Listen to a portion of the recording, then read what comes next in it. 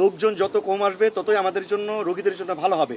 আমরা শুরুতে একটা জিনিস জানেন যে এইরকম একটা ঘটনা ঘটবার পরে সারা দেশ থেকে মানুষ উৎকণ্ঠা উদ্বিগ্ন নিয়ে এখানে এসেছে। আমাদের পক্ষ থেকে আমরা শুরুতেই বারে বারে এই ব্রিফিংটা করছি এবং আপনাদের জন্য বলি, যারা যারা ভিআইপি লোকজন বা পলিটিক্যাল লোকজন অথবা অন্যরা আসছেন তারা কিন্তু কেউ রোগীদের কাছে যাচ্ছেন না।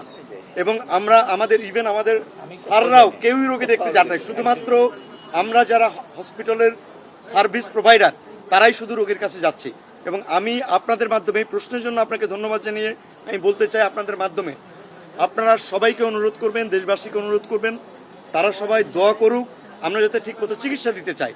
এবং এই হসপিটালের যে ক্যাপাসিটি আছে সেই ক্যাপাসিটি অনুযায়ী কোনো অভিভাবককে কাউকেই এদের জন্য চিকিৎসার জন্য কোনো কিছু বাইরে থেকে আমাদের এই মুহূর্তে প্রয়োজন নাই।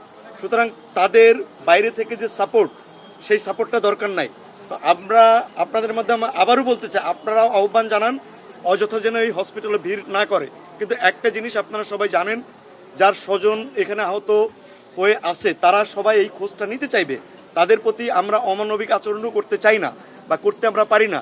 সে কারণে আমাদের যারা আইন শৃঙ্খলা রক্ষাকারী বাহিনী আছে, স্কাউট আছে, তাদের সবাইকে আমরা বলেছি তাদের সঙ্গে অত্যন্ত মানবিক আচরণ করে তাদেরকে বুঝিয়ে বলা তারা যাতে হসপিটালের বাইরে থাকে।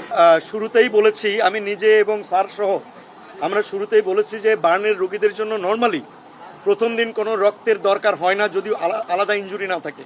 এখানে পিওরলি বার্ন ইনজুরি, সেজন্য আমাদের আজকে কোনো রক্তের প্রয়োজন হবে না। এবং এই রক্তগুলো লাগে মেনলি আমরা বলি ফ্রেশ ফ্রোজেন প্লাজমা। এবং এটাকে আপনি কোনোভাবেই রোগীর কাছ থেকে বা আগে নিয়ে রাখতে পারেন না, এটা নিয়ে কোনো লাভ হবে না। অর্থাৎ ফ্রেশ ফ্রোজেন প্লাজমা আমাদের এখানে এটাকে আলাদা করবার ব্যবস্থা আছে, আমাদের যে ব্লাড ট্রান্সমিশন ইউনিট আছে। সে কারণে আমরা সবাইকে আহ্বান জানিয়েছি আজকে ব্লাডের জন্য আপনারা কেউ থাকবেন না। যারা দিতে চান রক্ত তাদেরকে আমরা তাদের নাম, মোবাইল নাম্বার এবং রক্তের গ্রুপ দিয়ে যেতে বলেছি। আমরা ওই সেট আপে আমরা প্রয়োজন অনুযায়ী তাদেরকে ডেকে, কারণ একসঙ্গে যদি সবাই আবার কালকে চলে আসে সেটাও কিন্তু একটা প্রবলেম হবে।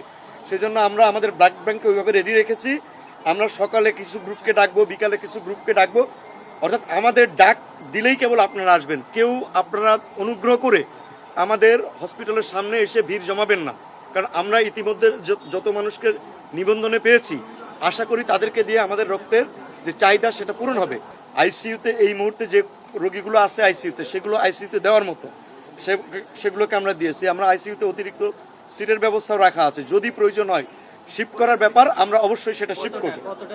হ্যাঁ, আমাদের নর্মাল আইসিইউ ক্যাপাসিটি হচ্ছে 20টা। এর বাইরে আমাদের এইচডিইউ আছে, যেটাকে আমরা বলি হাই ডিপেন্ডেন্সি ইউনিট।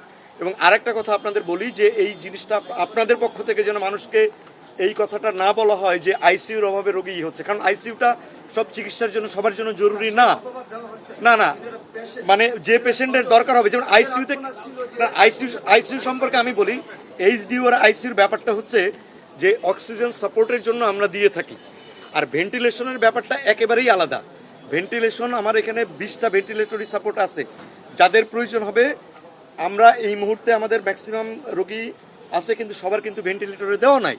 এই রোগীগুলোকে transferable from ICU to HDU, HDU to ICU, অর্থাৎ প্রয়োজন অনুসারে আমরা রোগীগুলোকে যার যেখানে নেওয়ার দরকার সেটা নিব। এটা নিয়ে কোনো প্যানিক হওয়ার কোনো বিষয় নাই।